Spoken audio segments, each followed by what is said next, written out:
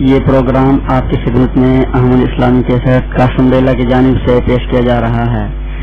Cassette اور C D ملنے کا پتہ یاد رکھیں، احمد اسلامی cassette and audio C D house, Al Saeed general store, main بازار، قاسم بیلا، ملتان۔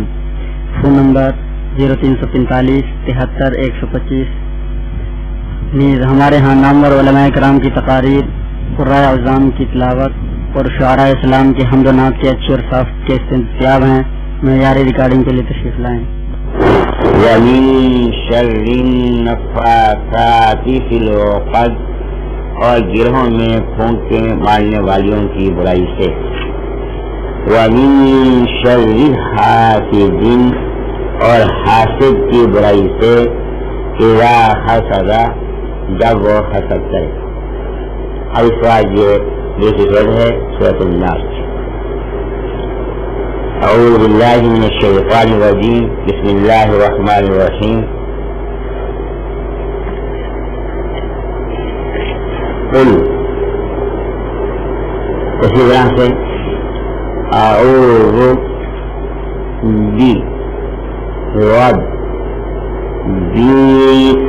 جننے آواز ناک میں درمیانی مقدار میں، لرب الناس، ملک الناس، الہ الناس، من شر نہیں منہ سمیٹ کر، شر الوسواس نہیں خن نون تو شد ہے، آواز درمیانی مقدار میں ناک پیدا ہوگی۔ خناس، الذی، زال ادا کریں گے، زبان کی نوک اوپر والے دانتوں سے لگا کر، الذی یوسوسو، یوسوسونی، یوسوسو فی سو، سواد کا پیش ہے، دونوں ہم پوری طرح غور کر لیں۔ صدور الناس، من الجن، جنتی، من الجنتی، من الجنتی والناس۔ اعوذ باللہ من الشیطان الرجیم، بسم اللہ الرحمن الرحیم۔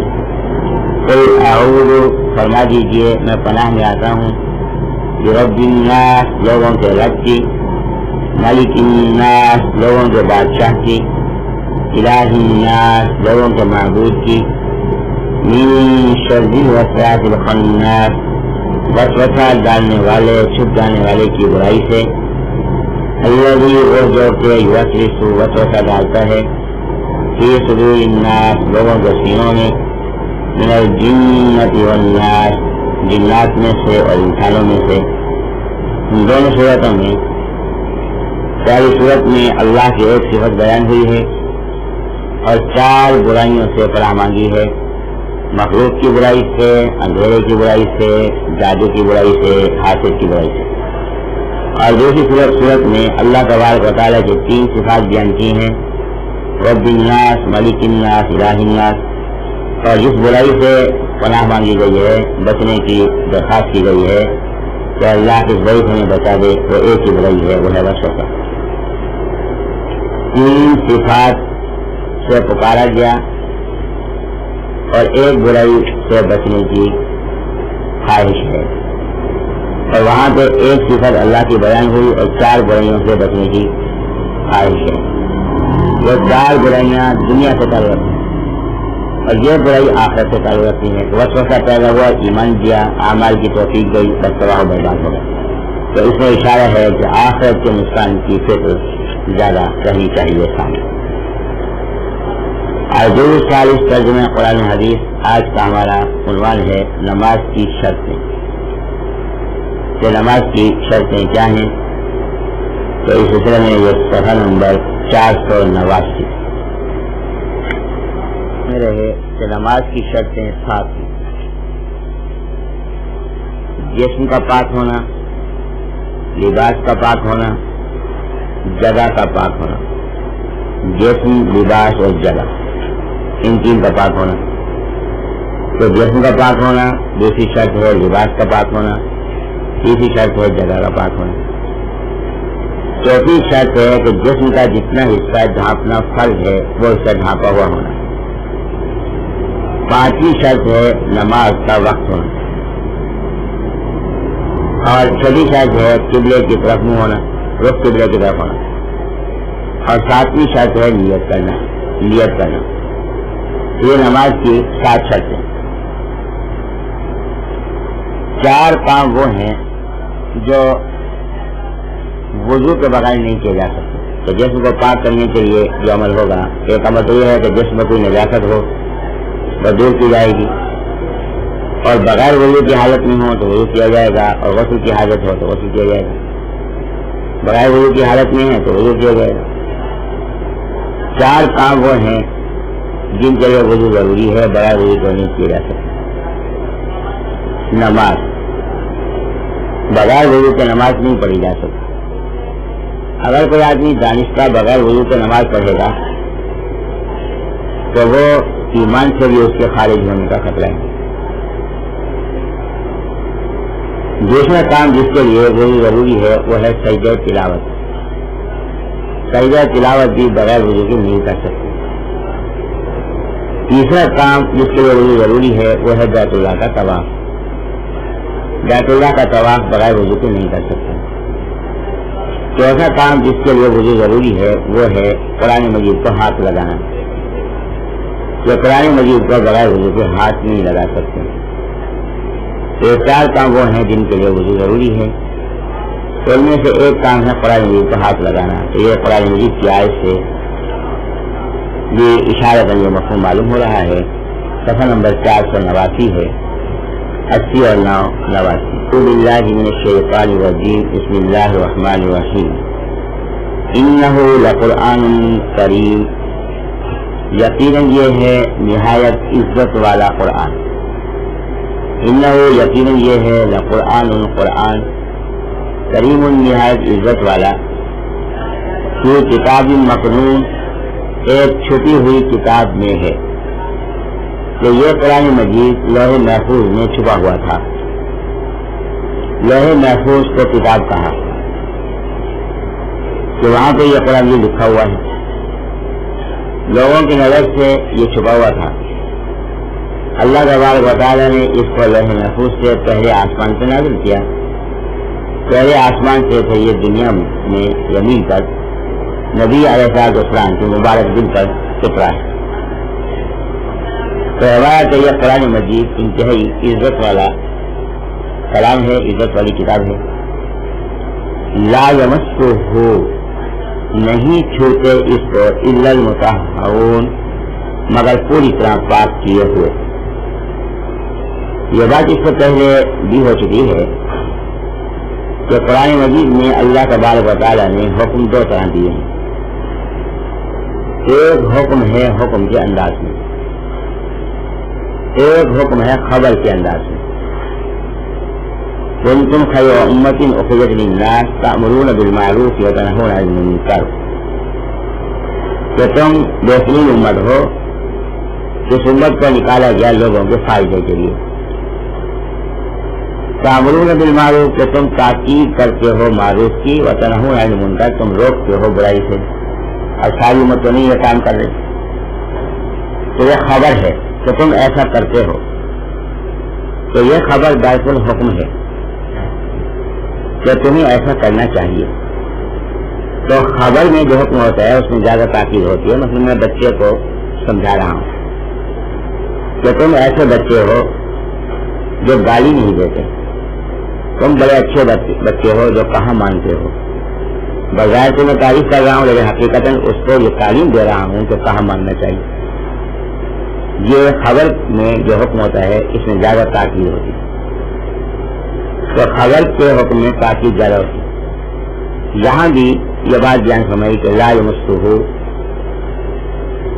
کہ نہیں چھوتے اس کو سوائے ان کے جو پاکیزہ کیے ہوئے ہوں، یعنی نہیں چھونا چاہیے.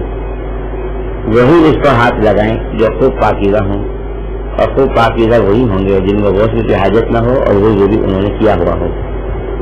تو اس لیے یہاں اشارتاً جو بات معلوم ہوئی کہ قرآن مجید کو ہاتھ لگانے کے لیے وضو کا ہونا ضروری ہے. اور یہاں دوسری بات یہ بھی معلوم ہوئی، ایک ہے ظاہری چھونا، ایک ہے فائدہ اٹھانا. تو لہٰذا اس سے فائدہ بھی وہی اٹھائیں گے جنہوں نے اپنے دلوں کو پاک کیا ہے. جس دل میں گندگی ہو وہاں قرآن کا فائدہ نہیں. پاکیزگی ہوگی تو قرآن کو دل میں جگہ دیں گے. تیسری بات ایک اور معلوم ہوئی، قرآن مجید اس کے سینے میں رہے گا جو گناہوں سے بچے گا. جو طالب علم قرآن مجید کے حفظ کا خواہش مند، قرآن مجید کا حافظ گناہوں میں ڈوبا ہوگا، اول تو اس کو قرآن پختہ نہیں ہوگا. اگر قرآن پختہ ہوگا تو اس کی نورانیت نہیں ہوگی. تو لہٰذا اس کے لیے دل کی پاکیزگی ضروری ہے. قرآن مجید کے ظاہر کو چھونے کے لیے جسم کی پاکیزگی ضروری ہے، اور قرآن مجید سے بھرپور فائدہ اٹھانے کے لیے دل کی پاکیزگی ضروری ہے. فرمایا کہ یہ قرآن مجید جو اتنا مقدس ہے وہ کیوں ہے؟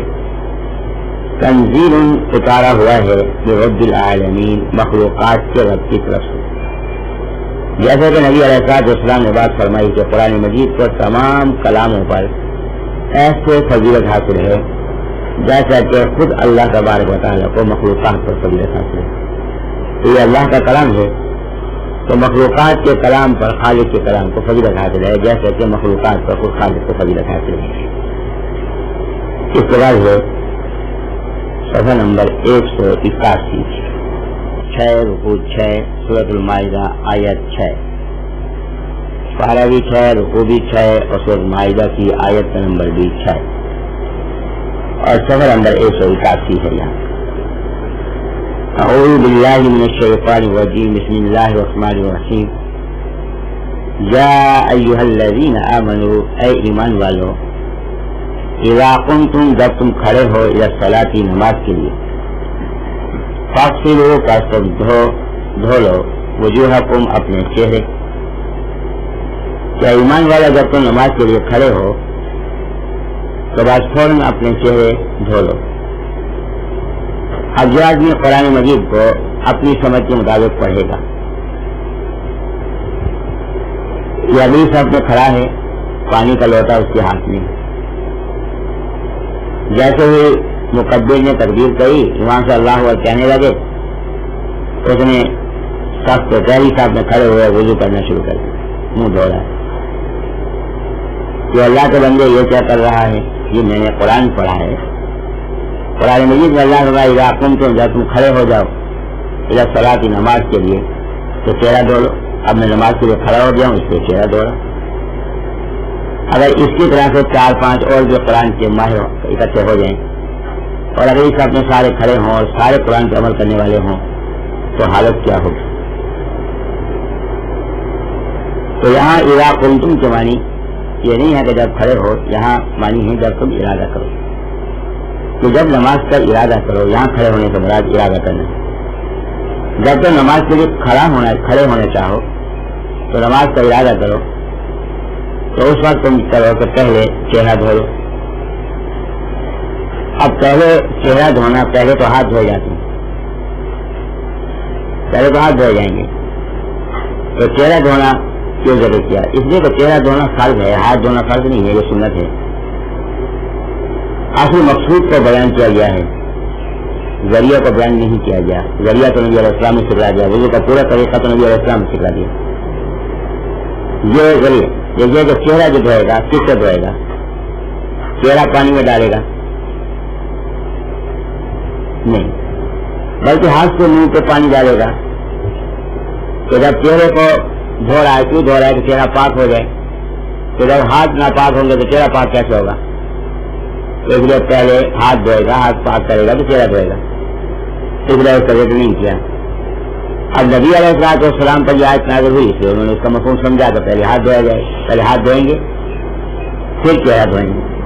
تو نبی علیہ السلام نے وضو کی پوری ترتیب سکھلا دی اور اللہ تبارک و تعالیٰ نے وہ ترتیب حضرت عطا فرمائی اور نبی علیہ السلام نے پوری ترتیب سکھلا دی. یہ آیت جو نازل ہوئی ہے یہ مدینہ منورہ میں نازل ہوئی ہے، یہ مدنی آیت ہے. اور نماز کب سے فرض ہے؟ پہلی وحی نازل ہوئی تو نماز فرض ہوئی. نبی علیہ السلام پر پہلی وحی نازل ہوئی کہ 2 نمازیں فرض ساتھ ہو گئیں. اس لیے کہ جو لوگ ایمان لاتے تو ایمان کا اظہار کیسے کرتے؟ زبان سے تو کہہ دیا ہم مسلمان ہیں، تو عمل بھی تو ہونا چاہیے، آزمائش بھی تو ہونی چاہیے، کام بھی تو ہونا چاہیے. تو اس کے لیے مقرر کیا گیا نماز کو. تو پہلے دن جو حکم دیا گیا کہ کلمہ پڑھنے کے بعد، ایمان لانے کے بعد کوئی مسلمان ہونے کا ثبوت بھی دو. تو مسلمان ہونے کا ثبوت یہی تھا کہ بتوں کو یا اللہ کو عبادت کو سجدہ کرنے کی بجائے، ان کی عبادت کرنے کی بجائے اللہ کی عبادت کرو. اس کے لیے نماز مقرر کی گئی. تو 2 نمازیں فرض تھیں، فجر کی نماز اور عصر کی نماز. فجر کی نماز 2 رکعت، عصر کی نماز 2 رکعت. یہ 4 رکعتیں پڑھی جاتی تھی پورے دن میں. باقی عشاء کے بعد نافل نماز کی تہجد کی، وہ جس کا جی چاہے جتنا جی چاہے اتنی پڑھے. یہ نماز فرض تھی، وہ نماز نافل تھی. اب نافل نماز کا اہتمام صحابہ کرام اتنا کرتے تھے کہ اللہ تبارک و تعالیٰ کو روکنا پڑا کہ باقی اپنے کام بھی دیکھو، تمہارے کام متاثر نہ ہو، کہ اب تو جذبے میں پڑھ رہے ہو تو اس کو نبھانا مشکل ہو جائے گا.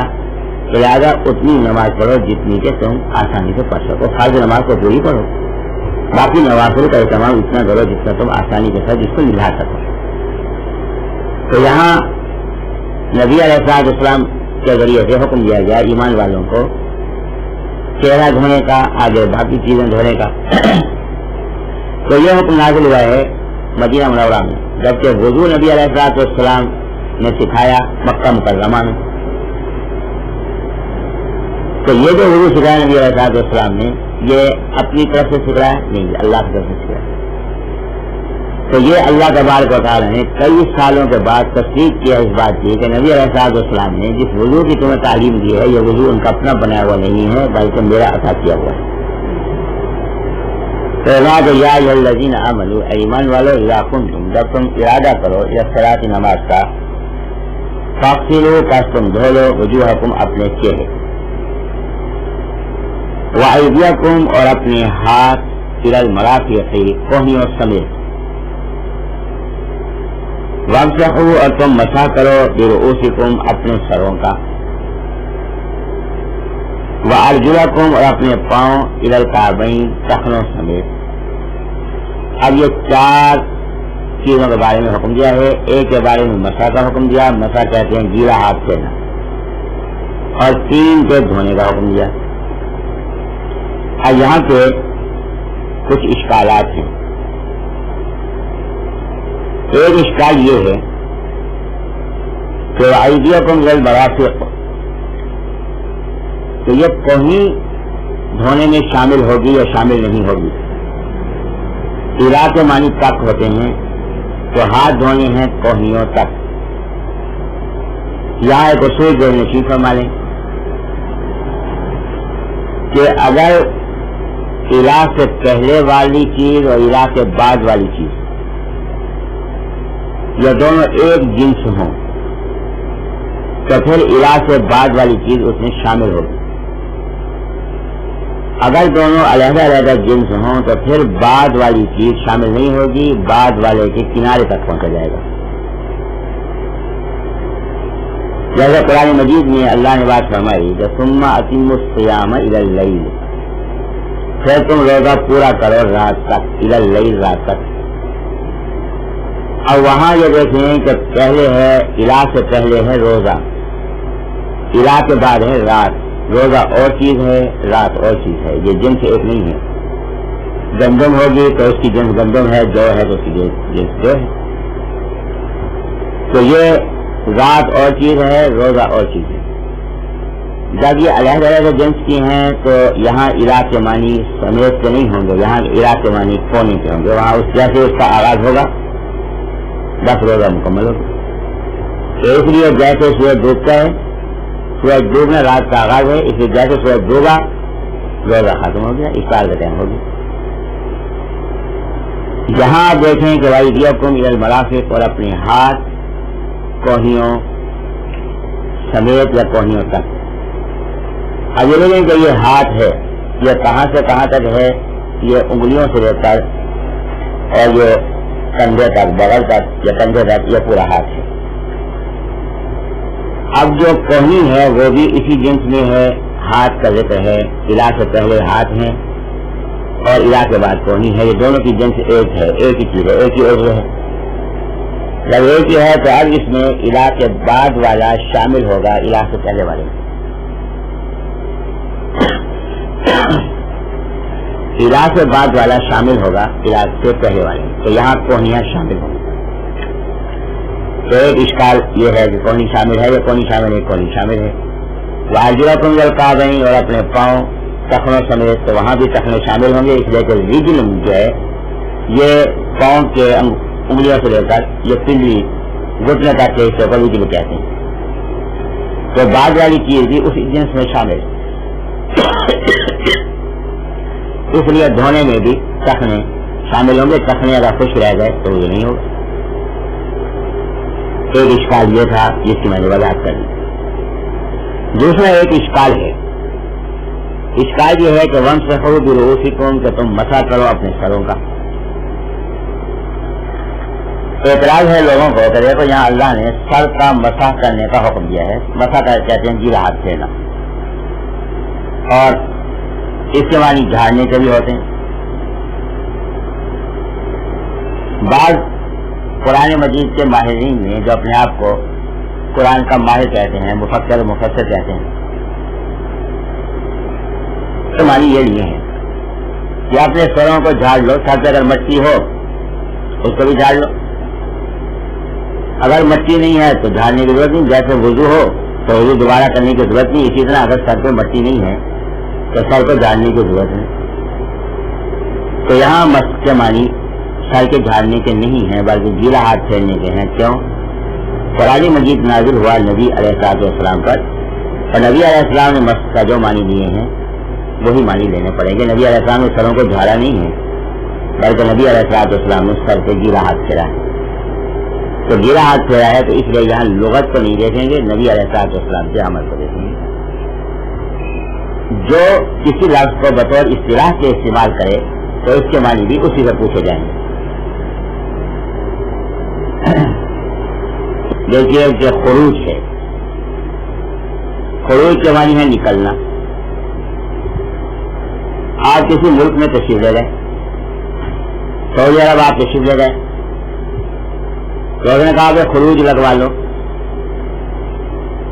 اب آپ پریشان ہو گئے کہ خروج کہاں لگاؤں، میں تو خروج والی نکلنے گئے، کمرے سے تو نکل گیا باہر، ایک سے نکل گیا دوسرے سے نکل گیا۔ کہا جائے گا یہاں خروج کے معنی ہے کہ ملک سے باہر جانے کی مہر لگوا لو، تو یہ معنی وہاں سے پوچھنے پڑیں گے کہ آپ خروج کو کس معنی میں استعمال کریں۔ وَامْسَحُوا بِرُؤُوسِكُمْ، تو اپنے سروں کا مسح کرو، تو یہاں مسح کا لفظ استعمال کیا ہے اللہ تبارک و تعالیٰ نے، تو اللہ تبارک و تعالیٰ کے نمائندے ہیں رسول اللہ صلی اللہ علیہ وسلم کی، حضرت سے پوچھنا پڑے گا کہ حضرت آپ نے جو مسح کا لفظ فرمایا ہے اس کے معنی کیا ہے؟ تو نبی علیہ السلام نے پوری زندگی سر کا مسح فرمایا، یعنی گیلا ہاتھ پھیرا ہے سر پر۔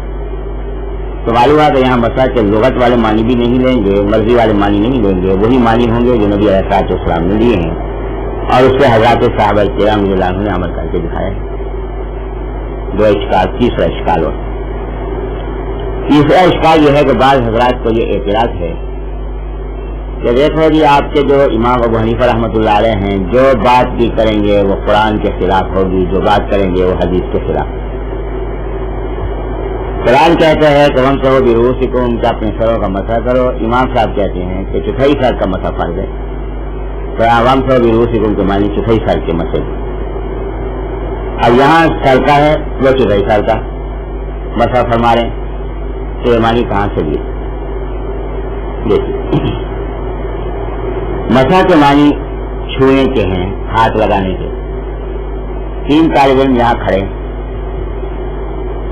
تین طالب علموں سے میں نے کہا کہ اس طالب علم کو پہلا انعام دیا جائے گا جو سب سے پہلے سامنے والی دیوار کو ہاتھ لگائے گا۔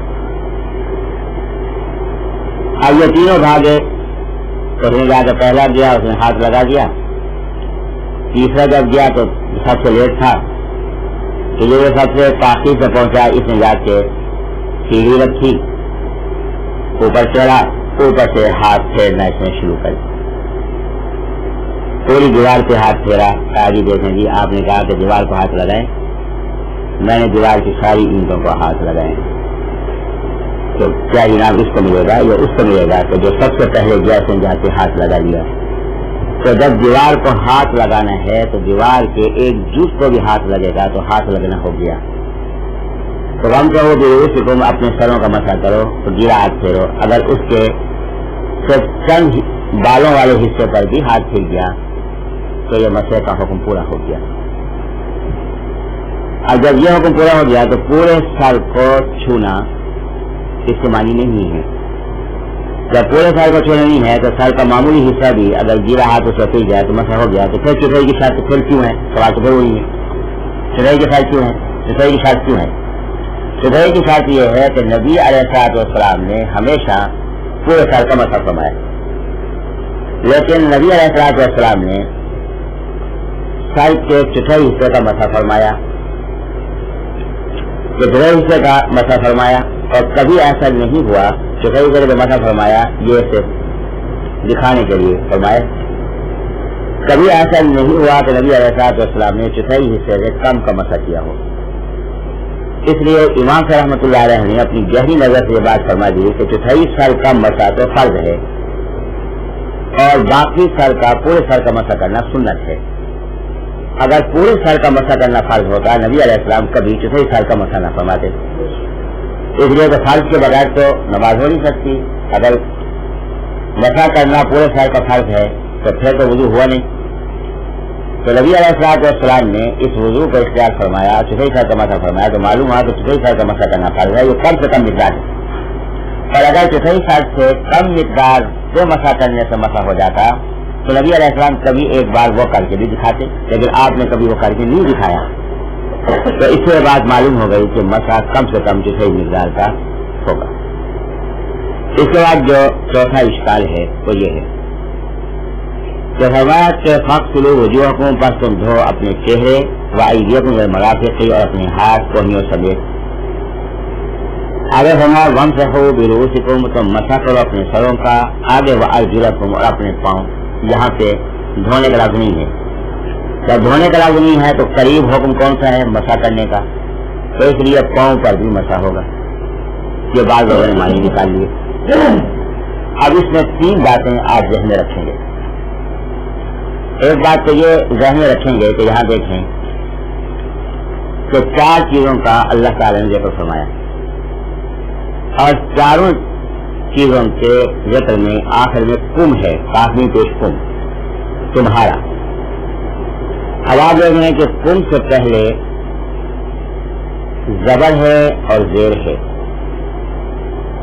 فاغسلوا وجوہکم، کم سے پہلے زبر ہے، وایدیکم، کم سے پہلے زبر ہے، وامسحوا برؤوسکم، کم سے پہلے زیر ہے، وارجلکم، کم سے پہلے زبر ہے۔ اب اختلاف ارجلکم میں ہے نا، چہرے میں تو اختلاف نہیں کہ چہرہ تو دھونا ہے، بازو تو دھونے ہیں، سر کا مسا کرنا ہے۔ اختلاف ہے پاؤں پر کہ جی پاؤں دھونے ہیں یا پاؤں پہ مسا کرنا ہے۔ تو اب آپ دیکھ رہے ہیں کہ کم سے پہلے اگر زبر ہے تو پھر اس کا حکم زبر والے لفظ کا ہوگا، اگر اس سے پہلے زیر ہے تو اس کا حکم زیر والے لفظ کا ہوگا۔ تو ہم دیکھتے ہیں کہ پیچھے جو دھونے والے ہیں وجوہکم، وہاں کم سے پہلے زبر ہے، اور جو مسے والا ہے برؤوسکم، یہاں کم سے پہلے زیر ہے۔ تو ارجلکم جہاں کم سے پہلے زبر ہے، اس لیے اس کا حکم زبر والے لفظ کے ساتھ ہوگا، تو اس کو بھی دھویا جائے گا، مسا نہیں کیا جائے گا۔ دوسری بات جو قابل ہو تو دیکھیے کہ وامسحوا برؤوسکم، اس میں حد بیان نہیں ہوئی۔ جو دھونے والا ہے اس میں دیکھتے ہیں جو اسی قسم کی چیز ہے اس میں حد بیان ہوئی ہے کہ نہیں ہوئی، کہ بازو میں کوہنی کی حد بیان ہوئی، تو بازو کو کیا کریں گے؟ مسا کریں گے، نہیں دھوئیں گے۔ تو یہاں پاؤں میں بھی دیکھیں حد بیان ہوئی ہے، ادھر کعبین، ٹخنوں سمیت، تو حد بیان ہوئی ہے دھونے والی چیز میں، اس لیے اس کو بھی دھویا جائے گا۔ کہ حد بیان ہوئی ہے بازو میں، حد بیان ہوئی ہے پاؤں میں، تو لہٰذا جب حد بیان ہوئی ہے تو جس کے بارے میں حد بیان ہوئی ہے اگر اس میں اتفاق ہے تو وہی عمل اس پر بھی ہوگا. تو بازو میں حد بیان ہوئی ہے, بازو تو دھونے پر اتفاق ہے, تو اس لیے پاؤں بھی دھوئے جائیں گے. یہ دو باتیں. تیسری بات جو بنیادی بات ہے, یہ تو میں نے بات عرض کی ہے ظاہر کی, اب میں بنیادی بات عرض کرنے لگا. بنیادی بات وہی جو میں نے پہلے عرض کی ہے کہ یہ قرآن مجید کس پہ نازل ہوا, نبی علیہ السلام پر نازل ہوا. ہم یہ دیکھتے ہیں نبی علیہ السلام کو, اگر انہوں نے پاؤں کا مسح کیا ہے تو پھر معنی ہے مسح کرنا. اگر نبی علیہ السلام نے پاؤں دھوئے ہیں تو پھر معنی ہوں گے دھونے. تو لہٰذا نبی صلی اللہ علیہ وسلم نے ہمیشہ پاؤں دھوئے ہیں, اس لیے یہاں دھونے کے معنی ہیں. اور جو پاؤں کے مسح کرنے کے قائل ہیں وہ اپنا امام اور رہبر مانتے ہیں علی رضی اللہ عنہ کو, اور علی رضی اللہ عنہ بھی پاؤں دھوتے تھے, پاؤں پہ مسح نہیں فرماتے تھے. تو ان کی کتاب میں کافی میں یہ مسئلہ روایت موجود ہے کہ علی رضی اللہ عنہ نے وضو کے لیے پانی منگوایا اور انہوں نے پاؤں دھوئے. تو ایک ان کا استاد بیٹھا پڑھا رہا تھا تو یہ حدیث آ گئی. جب حدیث آ گئی تو سارے طلباء چونکے پریشان کہ ہمیں تو آپ کو یہی پڑھایا گیا کہ پاؤں کا مسح ہے, اور علی رضی اللہ عنہ جو ہیں وہ پاؤں کو دھو رہے ہیں. اب استاد پریشان. لڑکوں نے سوال کیا کہ جناب یہ کیا ہے. اب استاد جو ہے پریشان ہے. یہ بات ہمارے ہاں مشہور ہے, اس کی وجہ سے ہم ویڈیو کر دی ہے کہ ہم کہتے ہیں کہ جو اہل تشیع ہیں وہ الٹ نہیں کرتے, یعنی پاؤں سے وضو شروع کرتے ہیں, پہلے پاؤں دھوتے ہیں, الٹ وضو نہیں شروع کر رہے وہ. اس لیے کہ ان کے ہاں پاؤں دھونا وضو میں شامل نہیں ہے. پاؤں اس لیے کہتے ہیں جب آئے ہیں مٹی وغیرہ لگی ہے تو اس لیے پاؤں دھو رہے ہیں. وہ وضو تو کریں گے ہاتھ ہی سے, تو پاؤں کا وہ مسح کرتے ہیں, پاؤں کو دھوتے نہیں ہیں. تو پہلے پاؤں اس لیے دھو لیتے ہیں کہ مٹی وغیرہ گندگی لگی ہے تو اس کو صاف کر لی, اس لیے دھو لیتے ہیں. پاؤں سے وضو نہیں شروع کرتے ہو. تو وضو تو اسی تکلیف میں کریں گے, لیکن یہ ہے کہ پاؤں کا وہ مسح کرتے ہیں, پاؤں کو دھوتے نہیں. اب یہ ہے کہ میں یہ بات کر رہا تھا کہ حضرت علی رضی اللہ عنہ کا عمل یہ تھا کہ انہوں نے پانی منگوایا وضو کے لیے, وضو کیا اور پاؤں دھوئے. اب لڑکوں نے کہا کہ استاد جی یہ کیا ہے, ہمیں تو آج سے یہ پڑھایا گیا کہ نہ پاؤں کا مسح ہے, علی رضی اللہ عنہ پاؤں دھو رہے. پریشان ہو گیا. کہا کہ اس کی شرح لاؤ. اس کی شرح ہے ان کی کافی کی کتاب کی شرح ہے, اس کا نام کافی ہے. شرح منگائی, وہ سب پڑھتے رہے دیکھتے رہا استاد. آخر چہرے پہ مسکراہٹ آ گئی. یہ بات نہیں رہی.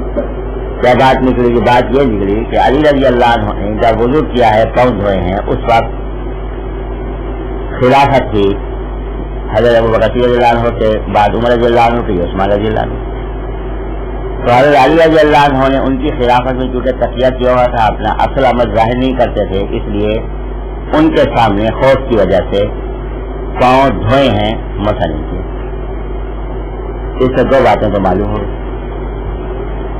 ایک بات یہ معلوم ہو گئی کہ جو خلفائے راشدین ہیں رضی اللہ عنہم وہ پاؤں دھوتے تھے, ایک بات تو یہ معلوم ہو گئی.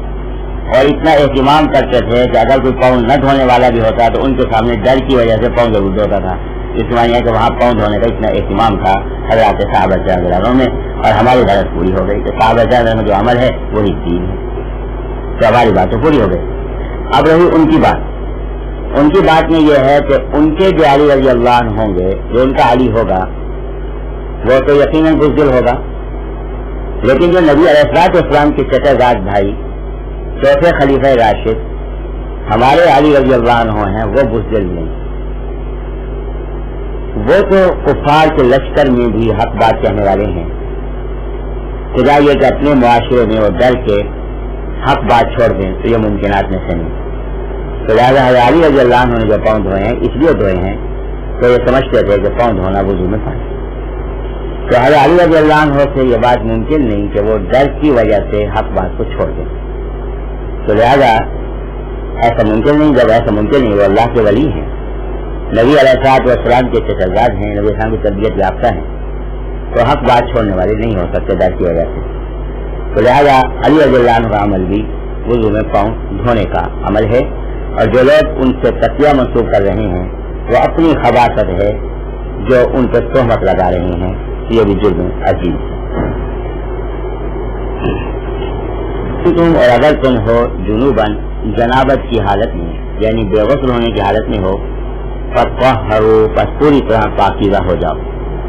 تو پوری طرح پاکیزہ ہو جانا یعنی غسل کر لو. وَإِن كُنتُم مَرْضَىٰ, اگر تم ہو بیمار, او علی سفر یا سفر پر, او جاء احد منکم من الغائط، یا آیا ہو کوئی تم میں سے حاجت کی جگہ سے، او لامستم النساء، یا تم نے قربت کی ہو عورتوں سے، فلم تجدوا، پس تم نے نہ پایا ماء پانی، کیا وضو کی ضرورت ہے یا غسل کی ضرورت ہے، پانی نہیں ملا، پانی موجود نہیں ہے، فَتَيَمَّمُوا، پس تم ارادہ کرو صعیدا طیبا، پاک سطح زمین کا، فَامْسَحُوا بِوُجُوهِكُمْ، پس تم مسح کرو اپنے چہروں کا، وَأَيْدِيكُمْ مِنْهُ، اور اپنے ہاتھوں کا اس سے، تو پھر تیمم کریں۔ تیمم میں چہرے پہ ہاتھ پھیریں گے اور بازوؤں پہ ہاتھ پھیریں گے، تیمم پورا ہو جائے گا۔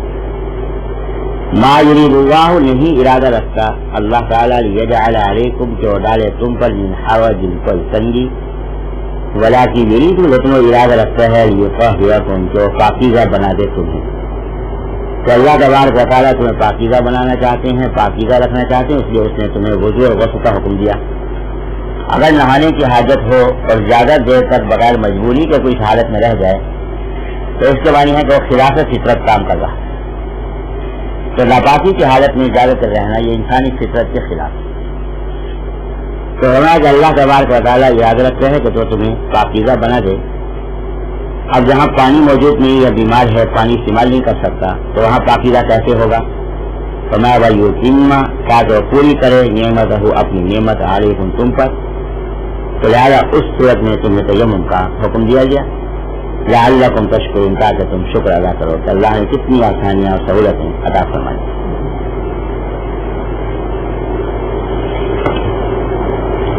157، 50 اور 60، 157، 57 پہ یہ دوسری لائن ہے۔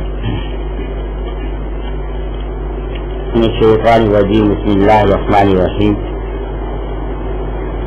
ان الصلاۃ کانت علی المؤمنین کتابا موقوتا، ان الصلاۃ، یقینا نماز، کانت ہے، علی المؤمنین، ایمان والوں پر، کتاباً فرض کی ہوئی، موقوتاً، مقرر کیے ہوئے وقت پر۔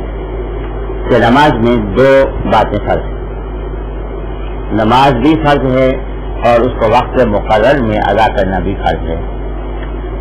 کہ اگر نماز اپنے وقت میں ادا نہیں کریں گے تو ایک فرض چھوٹ جائے گا۔ مطلب ایک آدمی ہے، اس نے ظہر کی نماز ہے، وہ ظہر کے وقت میں ادا نہیں کی، عصر کے وقت میں ادا کی، تو اس نے ایک فرض کو پورا کیا، کہ نماز پڑھنے کا فرض کو پورا کر دیا، لیکن وقت والا فرض اس نے پورا نہیں کیا، تو یہ اس کے گناہ کبیرہ فرض ہوا۔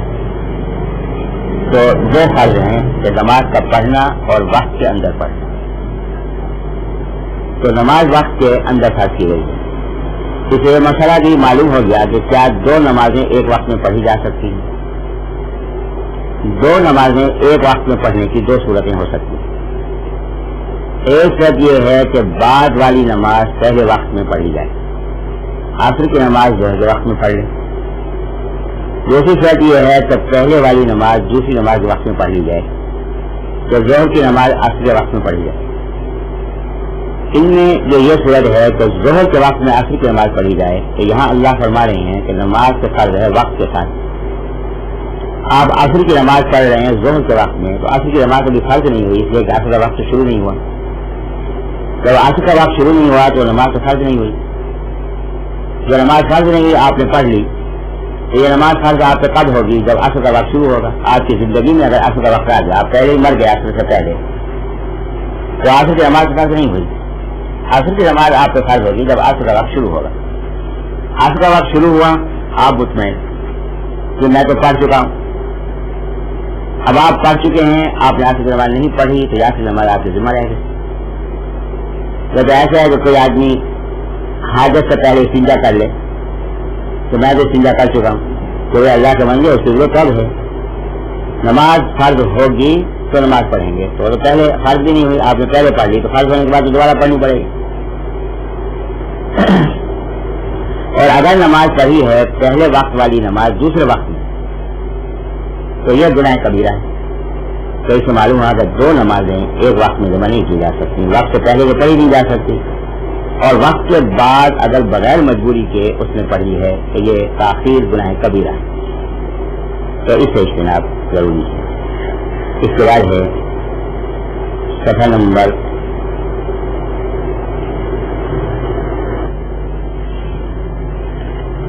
1 तीसरे पारे के पहले सफ़े पर, ये नीचे पारा 2 है, रुको 1 है, ये जो 13 लाइनों वाला कुरान मजीद है उसका पहला सफ़ा होगा, और नीचे औज़ु बिल्लाहि मिनश शैतानिर रजीम, बिस्मिल्लाहिर रहमानिर रहीम, फवल्ली वजहका शत्रुल मस्जिदिल हराम, फवल्ली पस आप फेरें अपना चेहरा मस्जिद हराम की तरफ। ये नबी अलैहिस्सलाम को हुक्म दिया और उम्मत से कह दिया वहैसुमा कुंतुम, और जहाँ भी तुम हो फवल्लू पस तुम फेर लो वजूहकुम अपने चेहरे शत्रहु इसकी तरफ। तो इससे मालूम हुआ तो किबला तरफ नमाज पढ़ने के लिए किबले की तरफ रुख करना ये लाजिम है उसकी शर्त। तो अगर किबले पे रुख नहीं करेंगे तो नमाज अदा नहीं होगी। सफर में किसी ऐसी जगह में आप हैं, कोई बतलाने वाला है, बादल है, सूरज भी नहीं तो मालूम हो कि किबला मशरिक मगरिब किस तरफ है, बतलाने वाला भी कोई नहीं, तो अभी जरूरी है कि अंदाजा फरमाएं, कि अंदाजा फरमाएं कि किबला किस तरफ होगा। अंदाजा करने के बाद आप नमाज पढ़ें। नमाज पढ़ के फारिग हुए, एक आदमी आ गया, आप बैठे दुआ मांग रहे थे, एक आदमी आ गया, उसने कहा अल्लाह के बंदे तो मगरिब की बजाय मशरिक में मुंह किया बैठे, तो आपकी नमाज हो गई, इसलिए कि आपने अपनी तरफ से पूरी कोशिश कर ली कि किबला किस तरफ है। वलिल्लाहिल मशरिक वल मगरिब फैनमा तुवल्लू फसम्मा वजहुल्लाह, जिधर भी चेहरा करोगे उधर ही अल्लाह है। तो इसलिए यह सहूलत है कि अपनी तरफ से आप पूरी कोशिश करेंगे, तयज्जुम कर लिया तो आपने अपनी तरफ से किबला समझ के ही उस तरफ नमाज पढ़ी है तो आपकी नमाज अदा हो गई। दूसरा मसाला ये ध्यान में रखें कि गाड़ी में आप सवार हैं, आप गाड़ी में सवार हैं तो किबला मालूम हो सकता है, किबला मालूम करना आसान है, इसलिए कि आप जरा खिड़की से बाहर झांकें तो मस्जिदें गुजरती नजर आएंगी, तो मस्जिदें गुजरती नजर आएंगी तो उससे किबले का अंदाजा हो जाता है। तो ये है कि गाड़ी में बहुत से लोग ऐसे भी होते हैं जो वहाँ करीब रहने वाले होते हैं, जो इस चीज में तजुर्बेकार होते हैं, वो आपको बता देते हैं कि किबला इस तरफ। तो लिहाजा गाड़ी में भी किबला रखना जरूरी है। बात हजार को देखा है कि वो बस में या वैगन में बैठे होते हैं, वहीं बैठे बैठे जैसे रुमाल निकाला सर पे रखा और अल्लाह अकबर का जो बैठे बैठे न रुख है न क़याम, नमाज नहीं होती।